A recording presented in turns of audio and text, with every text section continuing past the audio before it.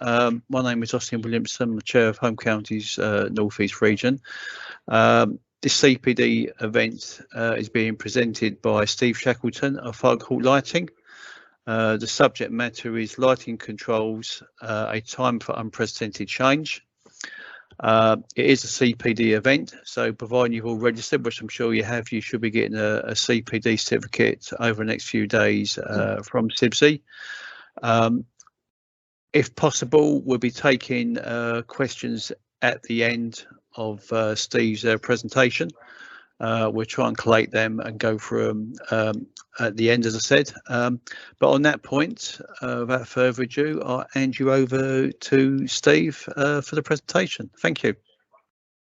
Thanks, Austin. And let's see if we can get this in full screen mode. Could somebody just confirm, is that full screen? Nice big Fagerhult badge. Yeah, that is a big Fagerhult badge. That's it. Thank you. Nice one.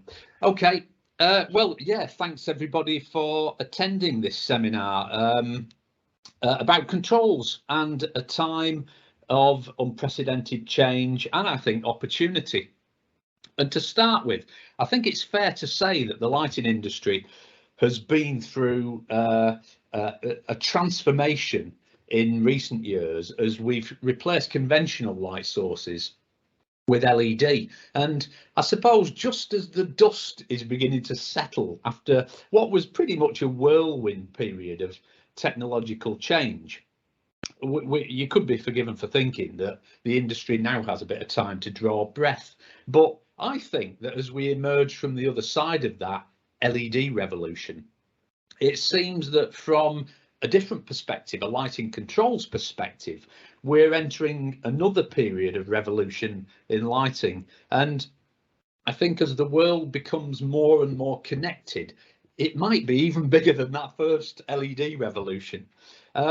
So to sort of plot a route to where we are today, I thought it was worth looking at a little bit of history and plot our route to the state of the art today, and start from very humble beginnings, the humble beginnings of artificial lighting control. And of course, in the early days of artificial lighting, the technology, the lighting technology available was not particularly good at providing very high light levels.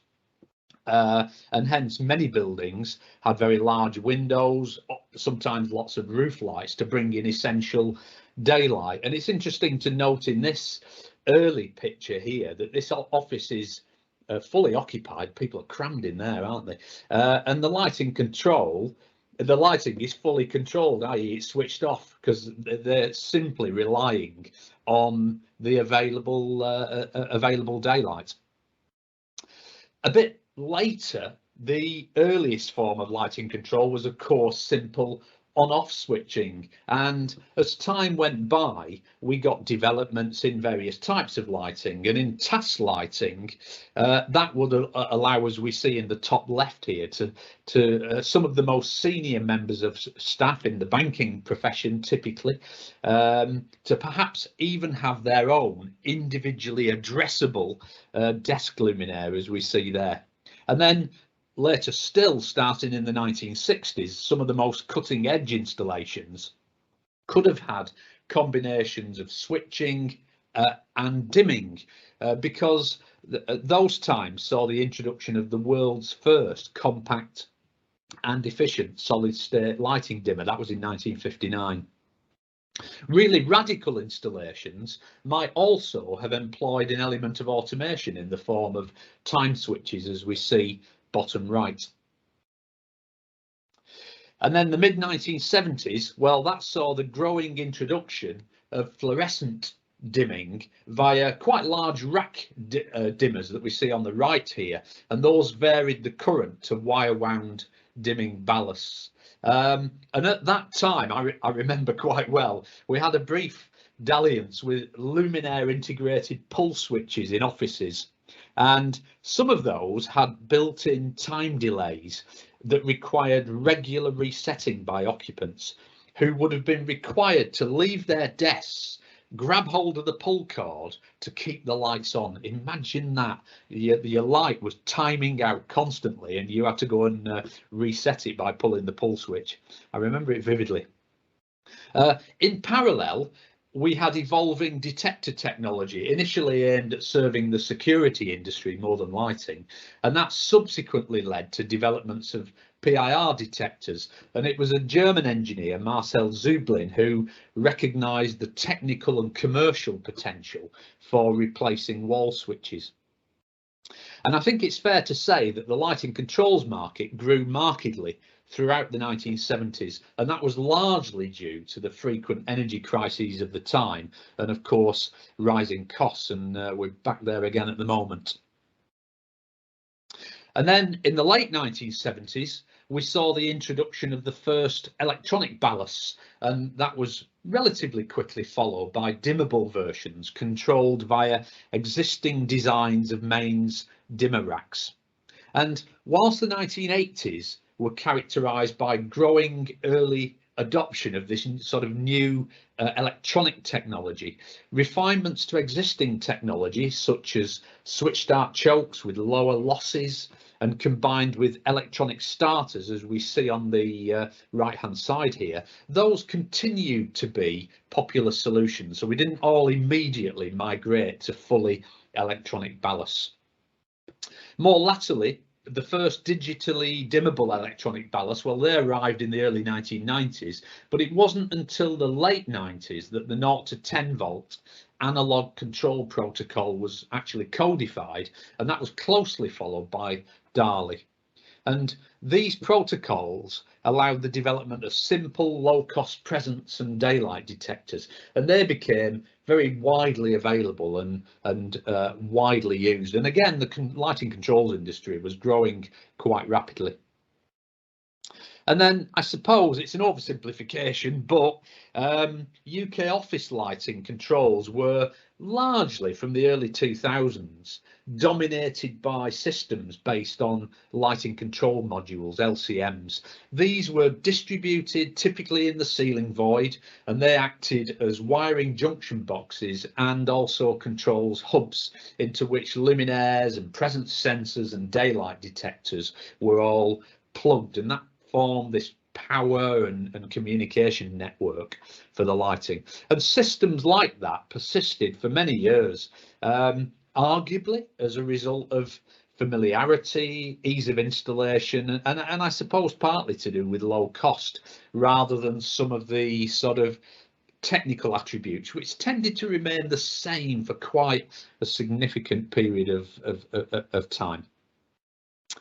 But I suppose that brings us to the present day, and as has happened in the shift to LED light sources, the lighting industry is now rapidly transforming in a world where one of the major computer chip providers predicts that by 2035 more than 1 trillion devices will be connected to the internet, and they said that about half those opportunities for Internet of Things vendors will be expected to come from the built environment, homes, buildings, factories and cities.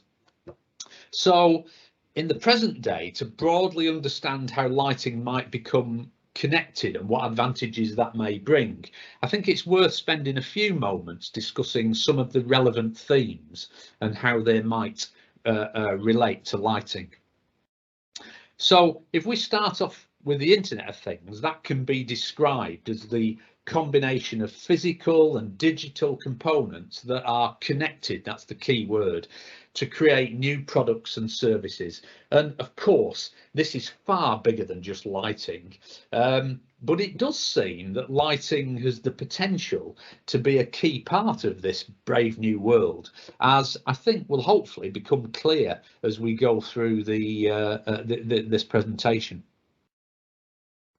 But actually, what does being connected, or the term connectivity, well, what does it actually entail? Well, if we were in person, and we will get back to that at some point where we have meetings in a room and we're able to see each other and speak to each other, we could draw a parallel with that situation where we're all sat in the same room.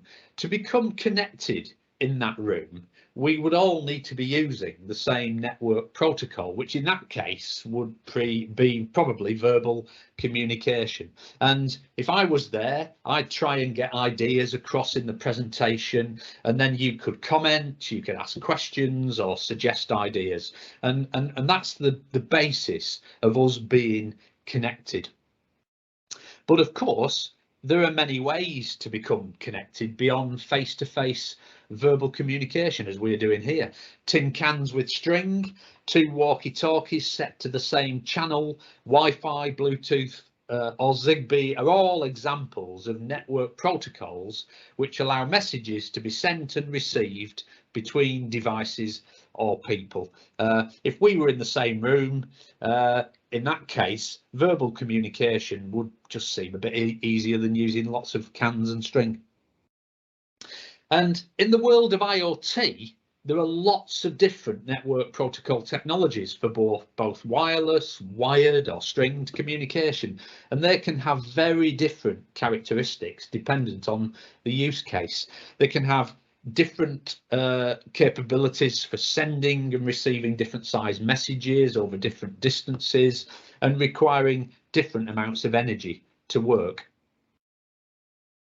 However, once we've got this connectivity, to then be able to communicate, we need something called interoperability.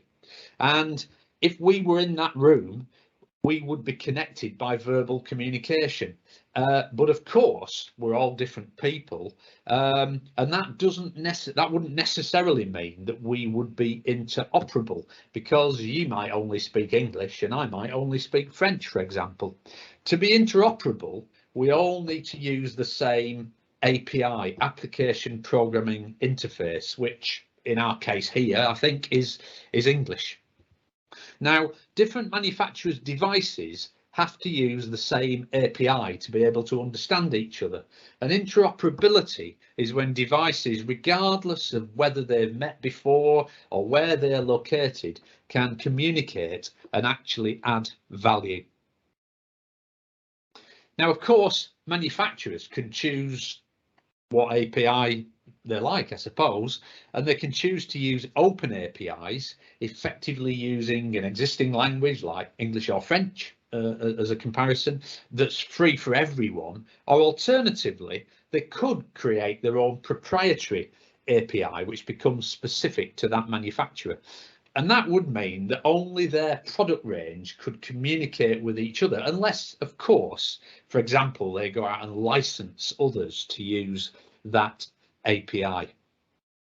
Now, interoperability is likely to be incredibly important in the future, because I think users will be very keen that new systems are interoperable with existing systems. And in lighting terms, this is still a very new and very immature market, and there has not yet been time for any standards or certifications to really set in the industry. For example, there is no standard that even comes close to being as dominant as DALI is today. But there is an awful lot of work taking place, and it remains to be seen what the outcome will be. So once we are connected and interoperable, we can send information like dimming and switching commands in lighting, but additionally we can also receive information and gather data, and it's in this latter area where I think there are some fascinating prospects for lighting. Wherever there are people, there is lighting, and by its very nature, lighting is one of the most densely distributed elements in environments where there are a lot of people, and that potentially makes for an ideal platform to collect data about what's happening in a space. Now, we should differentiate here between lighting, that is luminaires, and many current generation control systems, which often separate luminaires and sensors for reasons of probably cost of hardware and ease of integration. In many cases, the potential to gather meaningful data from these rather spread out networks it might be limited because the network is not sufficiently granular, and that's something that also sometimes has led to, in the past, maybe some occupant dissatisfaction with controls, as individual sensors have perhaps been used to control quite large banks of luminaires, maybe sometimes causing noticeable jumps in light level. Luminaire networks, on the other hand, have the perfect technical infrastructure, like a power supply, and the required density and distribution for sensors that are able to capture the necessary granularity of data. And I think it's for this reason that lighting is often referred to as the backbone of IoT. So I think we're in some interesting times in an industry, a lighting industry, that in general has been fighting to reach profitability in the era of LEDs, because their longevity has forced many industry players to abandon pretty much 100-year-old business models of selling new light sources when the old ones have reached the end of life. And lighting now seems to be perfectly positioned to become a key component of IoT, and that could give rise to different data-oriented business models in addition to delivering lumens, to delivering light. And it seems quite clear that data is the commodity of the future, and I read that it's fairly recently been described as the world's most valuable resource, having overtaken oil.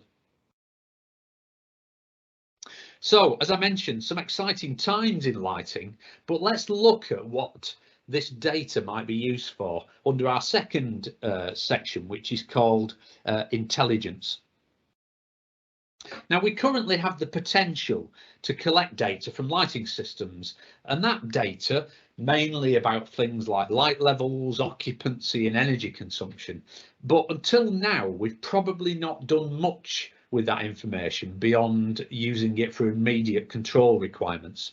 But data can be valuable in many ways for use by municipalities, building owners, facility managers and tenants, who can all use data to facilitate their work and make more efficient use of resources.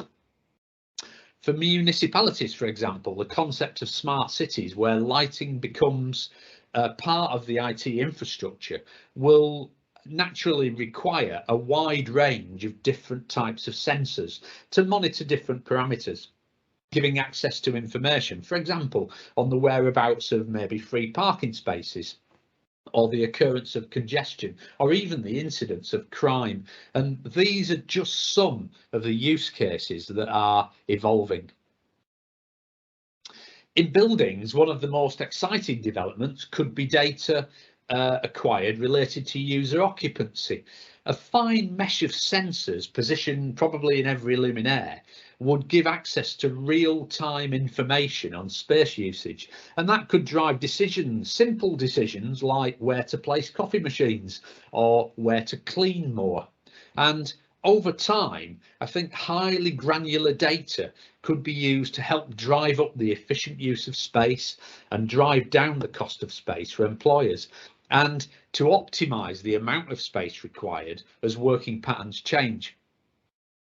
And imagine a situation where buildings have previously been designed to accommodate all inside-based employees all at once.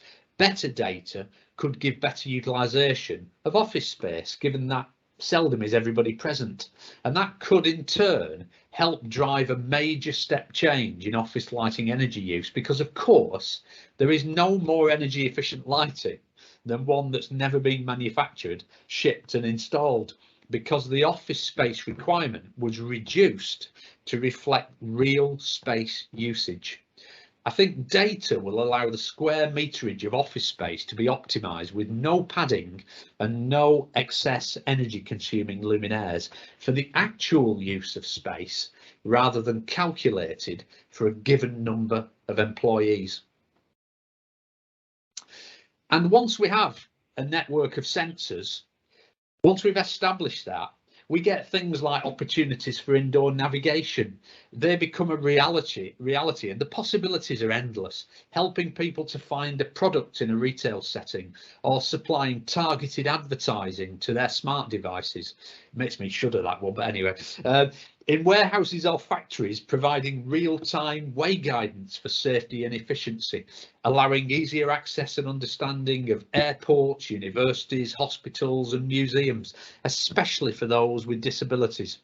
Anywhere where there are people or vehicles or both, navigation is certain to be an area of growing application for IoT, and it really does seem that lighting looks set to be a key part of the infrastructure. Again, building owners and facility managers with more data can monitor and control systems remotely and can analyse in detail when and where energy is being consumed and try to limit any energy consumption that's not providing benefit to users. And if a fault occurs in the system, the lighting network can automatically send notifications, allowing maintenance personnel to be sent to investigate precisely and only when and where required. And this can eliminate the need for continuous physical assessments of the functionality of lighting and various control systems. And as we start to gather data in real time, that could be instantly shared with, for example, heating and cooling plant. Humans create heat, as do office machines, solar gains, and of course lighting.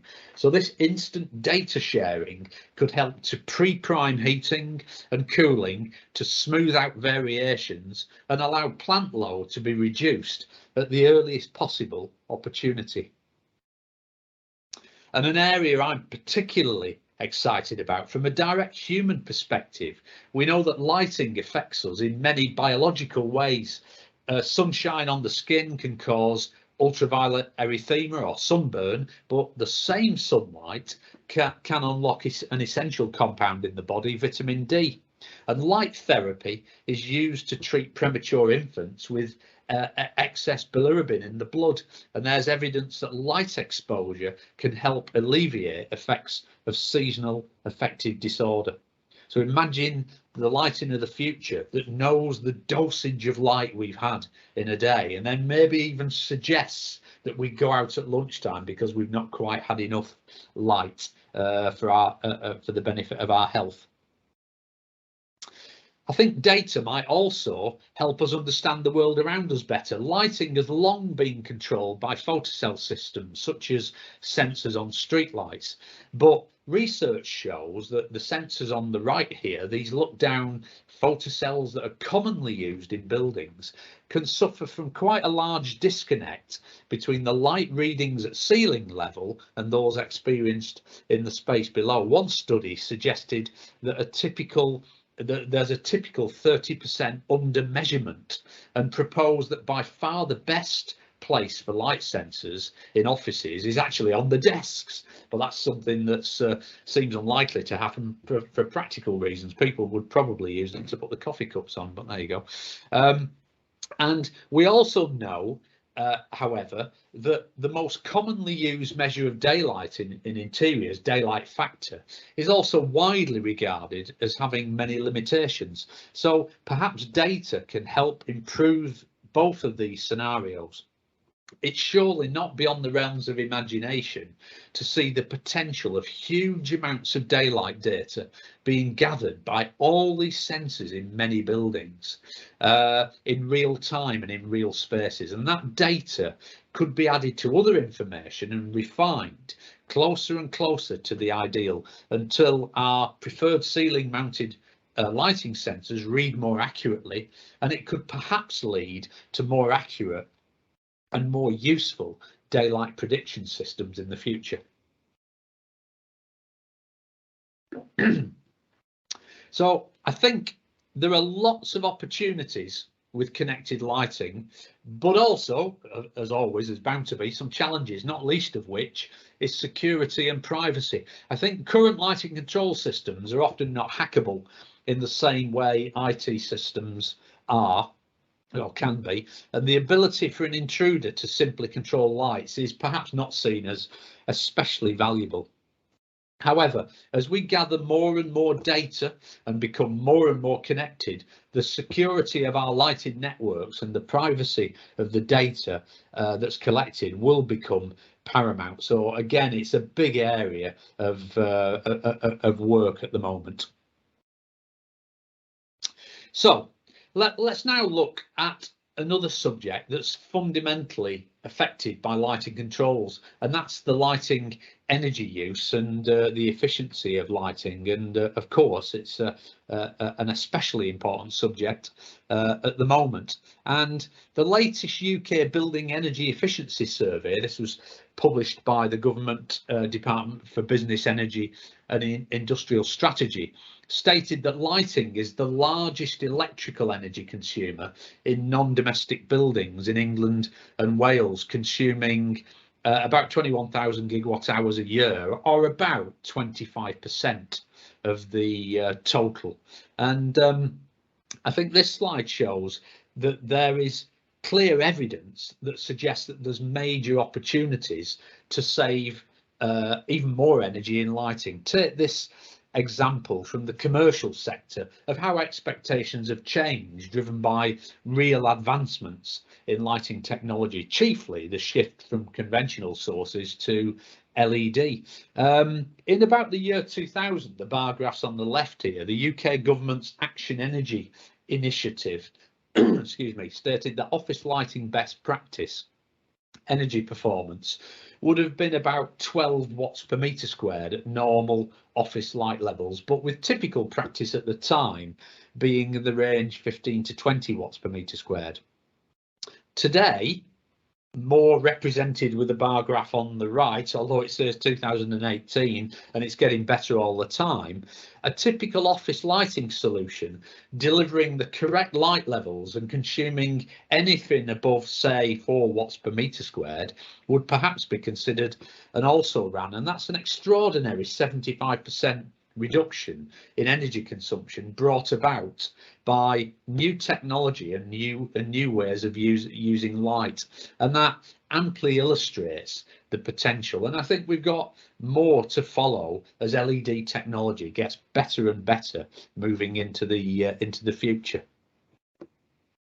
So efficient and carefully controlled lighting that delivers the amount and quality of light required has great potential to reduce the energy consumption in any building, although in past times there often seems to have been a mismatch between the predicted energy consumption and the actual energy consumption, and much has been written about this building performance gap, pointing out the often widely varying difference between that predicted and actual energy use, and sometimes it's of a worrying magnitude. Now, of course, this issue is not just related to one building service, it's certainly not just related to lighting, but perhaps lighting is potentially implicated, as evidenced by various pieces of literature.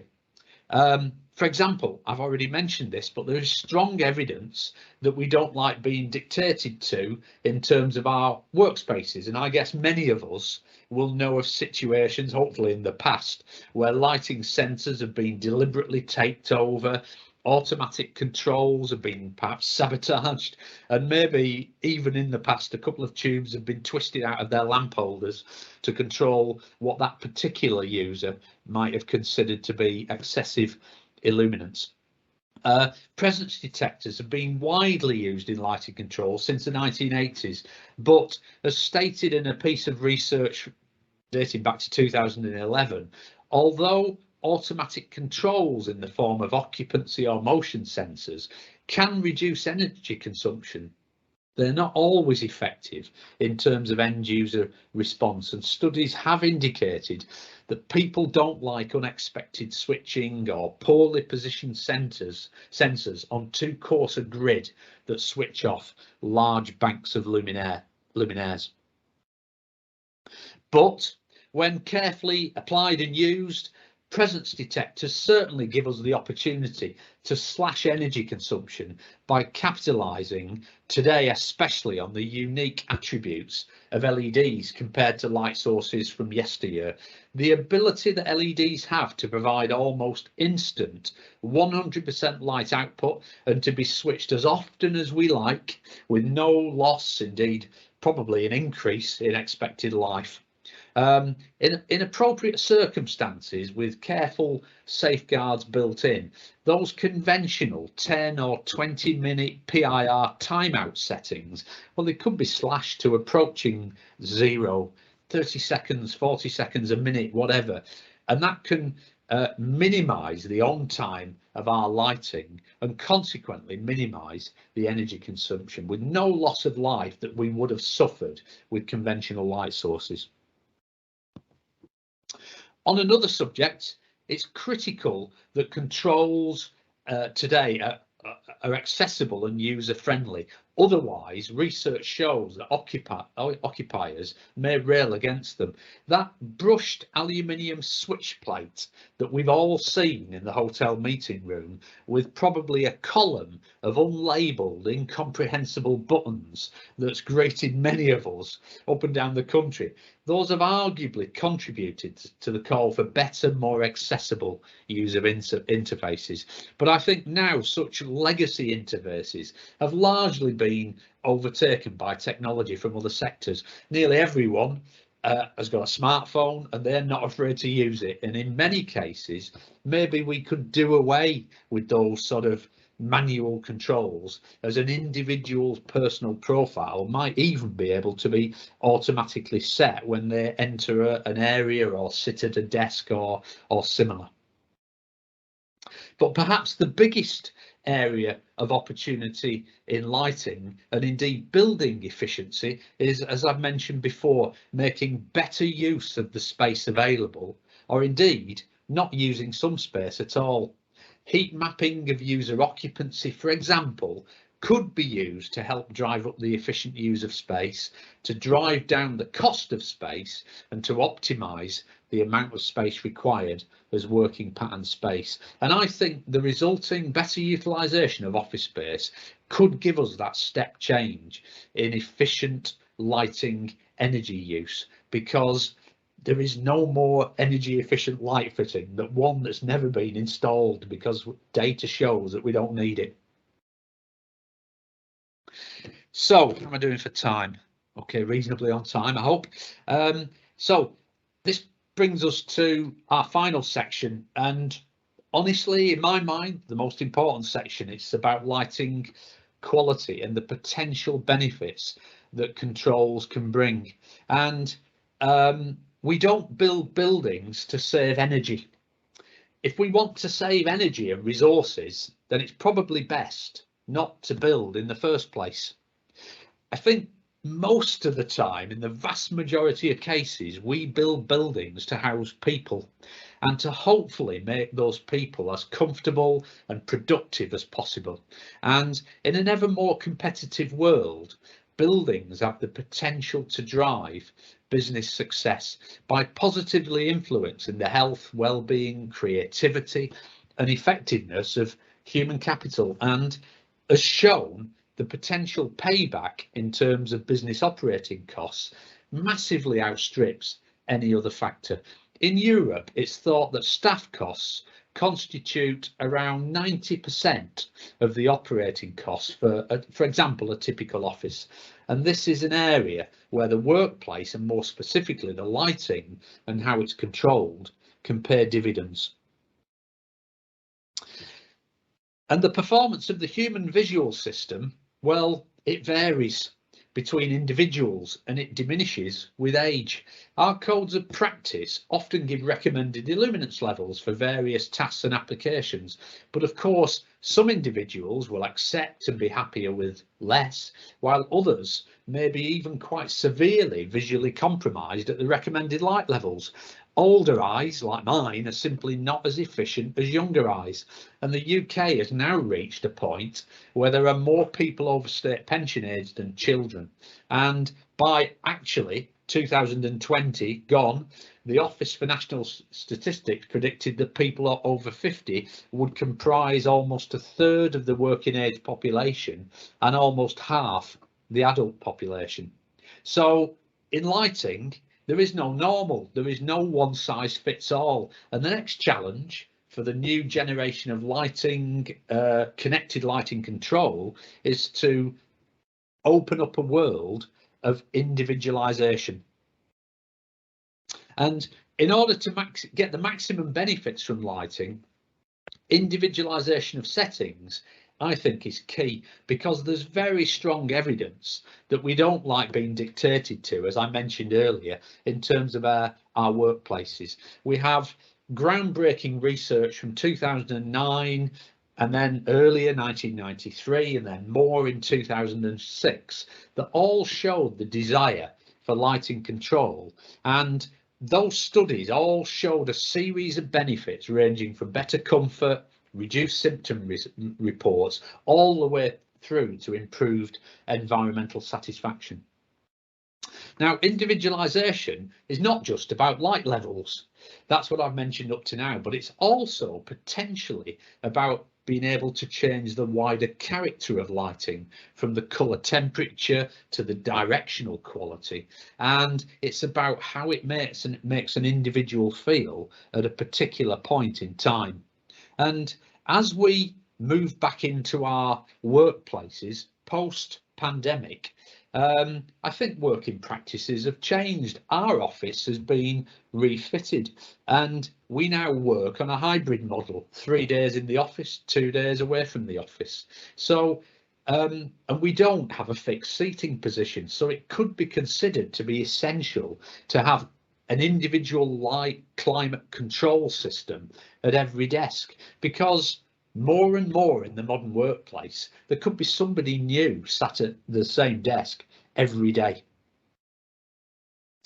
Now, I think individualization is largely about allowing people to look after themselves, allowing them to choose the light level that suits them, that maybe even the colour temperature and the proportion of up and down lights, say, that they feel most comfortable with. But I also think that individualization could benefit from an element of automation as well. In a paper from America called The Cost of Not Paying Attention, the analysts concluded that interruptions consumed a little over 2 hours per day, or they worked out about 28% of the workday of the knowledge workers that they surveyed. And that was because even a minor distraction could break a chain of thought, and they worked out that on average it took just over 25 minutes to resume each task. Now, this was a study from America, and they estimated the annual cost to the US economy of those distractions at close to $1 trillion. Yeah, I said that right, $1 trillion, and that's back in 2005. So imagine what it would be today. There's also some research that's added strong weight to the notion that lighting can have far wider reaching effects than simply allowing us to see.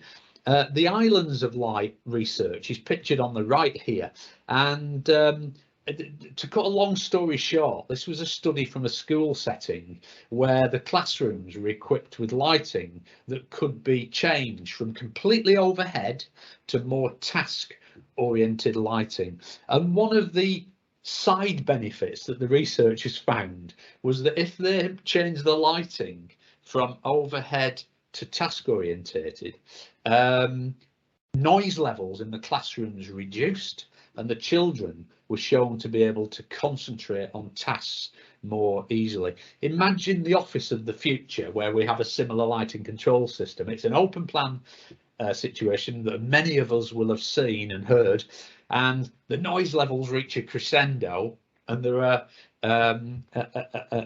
perhaps sensors that pick this up, and as soon as noise levels reach a threshold, the lighting is changed from more overhead to more task oriented. And certainly from this study, what that showed was that people tend to move to communicate in more hushed tones as we move to more task-oriented lighting. So the possibilities are fascinating and endless, I would say. We talked earlier about how lighting and controls and the data harvested can be used to optimise space utilisation in offices and similar. And perhaps like we've seen recently in, say, covered car parks, where some are equipped with coloured LEDs over the parking bays, red for in use, green for free, we might begin to see we have begun to see lighting in buildings used to show the availability of meeting spaces or quiet areas or similar, probably linked to an IoT booking system as well as presence detection. So most of this occurs automatically. So we've talked much about artificial lighting, but honestly, given the choice, most people prefer daylight over artificial lighting. But of course, daylight isn't without its problems where buildings are concerned. Excessive illuminance and glare issues can negatively impact light quality, although the sheer quality of daylight and its inherent variability mean that it's often tolerated far beyond what would be expected of artificial lighting. And I think sometimes it seems a pity that we often deliberately limit daylight for reasons of solar heat gain reduction. I think as we learn more about how lighting affects us from a biological point of view, we might begin to see daylight as more than a nice to have that needs to be eliminated as solar gains increase. Perhaps begin to see it as an essential form of medication. The UK National Institute for Health and Care Excellence guidelines say that there isn't currently enough evidence to show whether or not particular treatments like light therapy help with seasonal affective disorder symptoms or similar, although one user commented that using a light box wasn't perfect, but the change was tangible. And I think going forward, we'll begin to learn much more about what daylight can really deliver to us as human beings. And one of the attributes of daylight that people we know respond well to is its inherent variability. A study from 2011 showed that variable light had a potential to improve the mood in of occupants of an office environment. So our final subject is to do with change. We couldn't have a presentation on lighting at the current time without mentioning lighting that can change in colour, direction or quantity over time. And of course, it's a subject that could warrant a CPD in its own right. Suffice to say, humans have walked this earth for almost for millions of years, and we've used electric lights for just over 100 years. Natural light is our frame of reference, and the fundamental characteristics of natural light, the quantity, the colour, the direction, are made even more uniquely attractive by the fact that they constantly change. And whilst we have the capability of delivering light at the same degree, the same or greater quantity of sunlight, areas in the immediate vicinity of a surgical procedure, for example, are often lit to 100,000 lux or more. We're not really going to be providing those artificial light levels in our building interiors. It's probably not going to be practical for many years, but changing the colour temperature, the directional quality of lighting, and being able to vary the light levels is absolutely achievable today. So there's evidence that dynamic lighting conditions are perceived by users as better than static light. Research from 1994 said that the preferred visual environment is one that's seen as bright and visually interesting, and they went on to say that well-designed lighting systems produce many benefits in terms of long-term improvements in task performance, organisational efficiency, including better morale, reduced absenteeism, etc. And they finally concluded that the illuminance provided on the task is but one small element that influences the closely related factors of visibility, comfort, mood, well-being, etc. And it's the whole visual environment that's equally important. I think that's very well illustrated by the picture shown there, which is a beautiful interior, I would say. And finally, a study from the 1990s previously said that spaces with visual interest achieve higher acceptance ratings, and research has certainly shown that daylight and a view out, hopefully, are major contributors to user satisfaction of workplaces, particularly where a space is remote from and starved of daylight. Some form of substitution is called for. It needn't necessarily be a window. It could be something that looks like a view. However artificial, it seems to have benefits. And I think this is strongly connected to the present trend towards biophilic design. There are some brilliant examples of biophilic design in wellness and circulation areas. But what about workplaces, and especially those with no windows or little daylight? Maybe these spaces would benefit from biophilic design features, perhaps more so than maybe a transient circulation space in an airport or similar. So finally, in summary, where are we up to? Well, the lighting controls industry is rapidly changing. Products are becoming more connected and new business models are being introduced. And it seems likely that lighting will move beyond simply providing illumination to becoming a fundamental part of newly connected built environments, and will likely provide a key infrastructure for the gathering of data, the world's most valuable resource. And I think in turn this could help transform efficient building use and has the potential to help drive lighting quality and on the overall effectiveness of lighting to new heights. So we had exciting signs through the change over to LEDs, and I think it's even more exciting with the these changes in controls now. And that's the end of our CPD. So thank you. I hope I didn't go too far over time then. No, that's absolutely fine, Steve. Thank you very much for that. I'm getting a bit of feedback. Apologies if you can hear that. Yes, very informative presentation. Again, thank you, Steve. We've got a few chat questions. I don't know if you can see them, Steve. The questions come through. If you go to the chat box, I can read them out if you haven't got them. Yeah, we've got. I will just read them out. There's a couple that's quite long actually. I've got the first question from Drew Roach.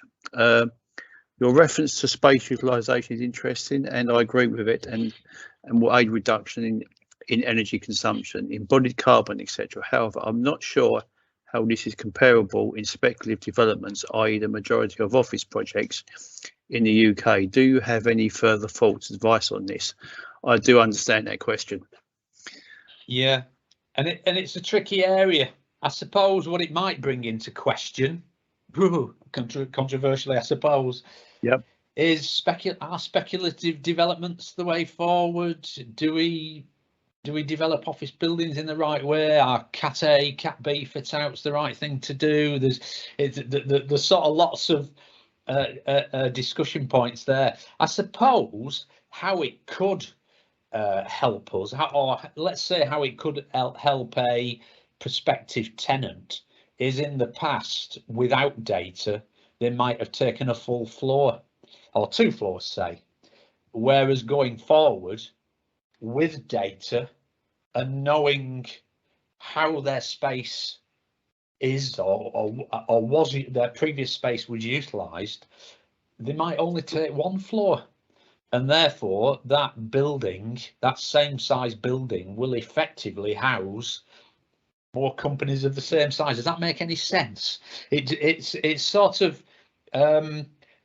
I think if we look at our business and our office space, especially now, we know that we've factored in the fact that of, I don't know, 60 employees, whatever, we know 90% will not be in at any one time, and therefore our office space can be only needs to be big enough to house 60 less 20%, 48. You know, but it might change the way we do, the way we develop office space. Who knows?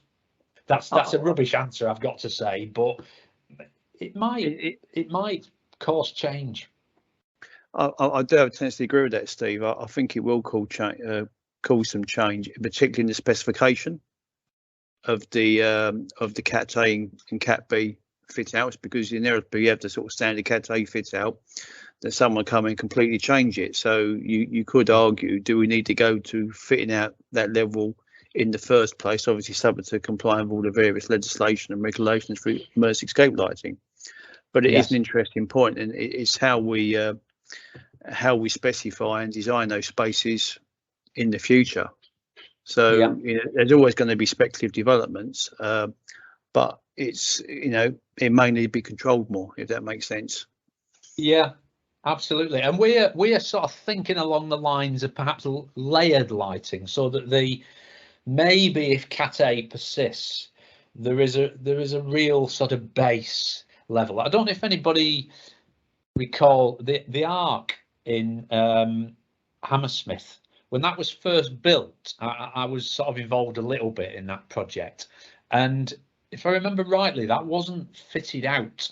That had small parts of the offices that were fitted out with a different sort of, to give a different menu of solutions that would suit different incoming tenants. I'm not sure how much of a success that principle was at the time, because it didn't start to be applied to every new office building in London, but maybe that's the model that we need to start to think of in the future. And you know, anything that stops us discarding anything as we move from Cat A to Cat B has got to be a good thing in you know, trying to be more sustainable. Exactly, and that also forms part and parcel of the you know, the circular economy, which obviously is a key consideration. Indeed. Yes. Okay, just move on to the second question. It's actually two from Chris Jones. Again, I hope you can read that because they're quite long questions. So, impressed by the power of the data acquisition from the granular of lighting sensors, navigation, identification, targeting messages, individuals, to CCTV, etc. under the Internet of Things. Combine that with the sensory power of a personal devices carried by all. My question, though, is where we as engineers become tools of larger people monitoring regime, and where we should ask what longer term direction we are complicit in enabling.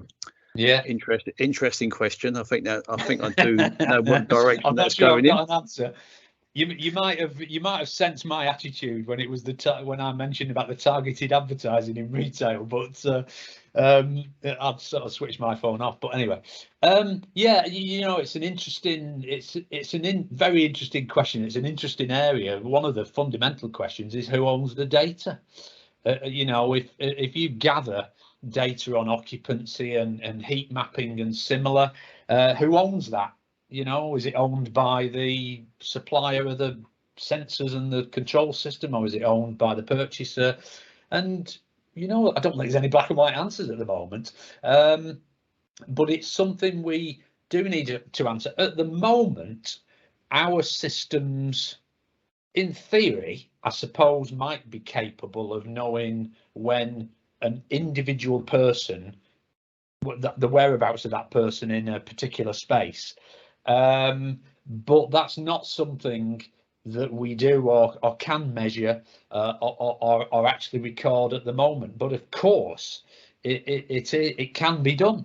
I think we've supplied a number of systems like this where heat monitoring has been used, and the data, if I understand correctly, it has been completely anonymized. So we know there are individuals there, but we don't know who they are. But, you know, we know what the power of data is, and we know the value of data. So I think we had to, honestly, in my view, we've got to tread carefully. And the more anonymous the data, the better for me. But without sort of stifling its, without stifling the opportunities from it. I think we can get a lot of really useful information that can help us going forward, but we've also got to be mindful of people's privacy. Exactly, and as you said, Steve, I think the data is going to be very useful for for numerous reasons, but we've also got to be careful on how that data is used and how it's controlled, and that's something that's not even from an engineering perspective. It's more of a complex area going forward of how that is, how all the information is captured, and as I said, how it is used. So, and that brings us on to Chris's second question, which is related. Chris mentions about Lucas' first film, THX 1138, where, in a nutshell, humans become utterly reliant on the central control system. Do you think these technical systems have the potential to alter our interactions as humans, and do we please explore good possibilities? Thanks. Well, I hopefully mentioned one potential good possibility, and honestly, that's this dose of light. I think it was a few years ago where somebody said, as modern humans live in biological darkness, and that's because we don't live in darkness. A lot of us work in offices and we've got 500 lux, but it's not enough. As human beings, we're used to being, we evolved to be outside, where light levels of 500 lux are a grim grey day. We're more used to 5,000, maybe 50,000 lux. So this biological darkness comment is, I think, real, and we're beginning to see how that might affect us, circadian rhythms, and perhaps upset some of our real sort of deep systems. So I think there are some good possibilities, and one of those might be that little box that comes up on your computer saying, right, you sit 10 meters from a window. It's also been a pretty dull day, so you've had no daylight at all. You've only had this dose of daylight, so you must go outside at lunchtime for at least an hour or whatever, or turn the lighting up automatically. And I think those will be good automated systems. I think we also need to save as much energy as we can. So there are some automated systems that are good, although I've read a number of studies where actually manual individual control systems might be even better. The studies I've read where people were given individual control of their lighting. Oh, and by the way, that's a massive challenge where we've got our typical Cat A fit out, because if you dim the light above your head, it also supplies light to somebody else. So that's another fundamental question that we have to solve going forward. But nevertheless, thinking of that situation where people have got individual control of their lighting, those studies showed that the net effect of giving everybody individual control is that generally people turn lighting down, and generally that saves energy. It can actually be even more efficient than automated control. So first and foremost, we should give people manual control, and then we should absolutely have automatic control to switch the lights off when there's nobody there and similar, or when there's tons of daylight floating around. So I think there are some good possibilities, but I wouldn't want it all automated. I think that'd be wrong. Give people, there was one study that actually cheated, and it gave the it's probably not ethical, to be honest, but they give the study occupants in an office a placebo lighting control. They gave them a dimmer switch that didn't actually work, but they recorded positive increases in mood, even with people that had the idea that they could control lighting, even though they couldn't. So it's it's powerful, giving people lighting, individual control of their own lighting. Sorry about that, I dropped off. Apologies. Oh, okay. That's all right. That will happen now. Yeah, I presume you're going through the. Oh, I hope I box. just answered that one. We've got the next one, which is the life reliability of sensors. How can data from sensors be reliable? Do these sensors come with some form of calibration, or how often should the calibration be checked? Appreciate your thoughts. Well, absolutely. That that example I gave, the look down daylight sensor, we've used those for years, and it's a practical difficulty. How do you get something on the ceiling to give a meaningful measurement of light on the desk? It's very difficult. I've got a black t-shirt on. If I had a white t-shirt on, there'd be a different reading from the sensor. So it's a really tricky situation, and I think this is one area where data can really help us. It can help us to improve daylight factor. I'm convinced we can get a better measure of daylight factor, and I think it can also markedly improve the technical performance and if you like, the calibration of our sensors, because that one study I read showed that typically sensors are 30% out, because they have to be, because of all the variability of what they look down on in an office space, for example. So I think we can get our calibration better and better and better over the time as we gather more data. In terms of the life and reliability of sensors, honestly, 10,000 hours, I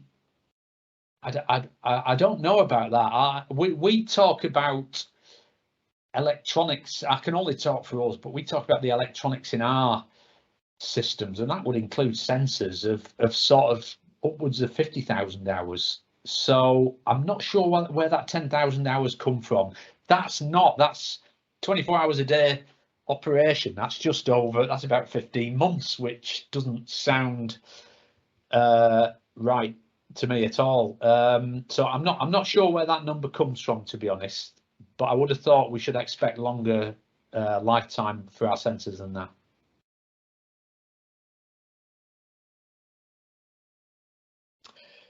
I think there was another. So there's another one here.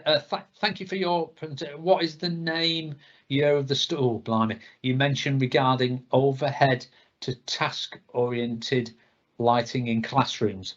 I'll probably have to come back to you on that. That's the. It's on our website. Can we come back to you on that? And give you that information. I forget it off the exact name off the top of my head. I think it's called the Islands of Light. Islands of Light, Heather, and it was a school in Denmark. We can send you a link afterwards. Yeah, we'll circulate a link afterwards if that's okay. The next one, my question about emergency lighting: is it possible to introduce the BMS lighting control system, the self-test and discharge test fault reports, illumination results, if any deviation from the dimming mode setup, dead LED bulbs, no load, etc.? Well, absolutely, I would say it is. If we've got sufficient sensors that are measuring daylight, of course, they can measure artificial light as well. So I see we've already got emergency lighting systems that are connected with these systems and can do all the testing and much of the monitoring. And well, it's absolutely within the realms of possibility to be able to check to make sure the emergency light is actually lit in an emergency test situation by actually seeing what the readout is from a local light level detector. I see no reason. I don't know if it's been done, I would say, but I absolutely see no reason why not.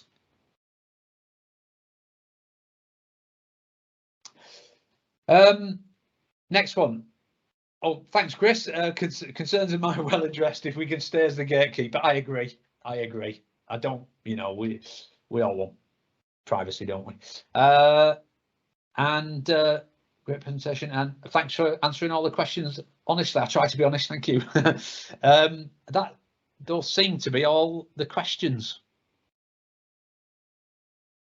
Thank you very much, Steve. It was a very informative presentation and very nice question came through, and discussions we obviously can continue.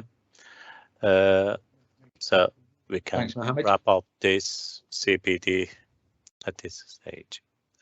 Thank you everyone for attending. Have a good evening. Bye. Yes, thank you all. Cheers.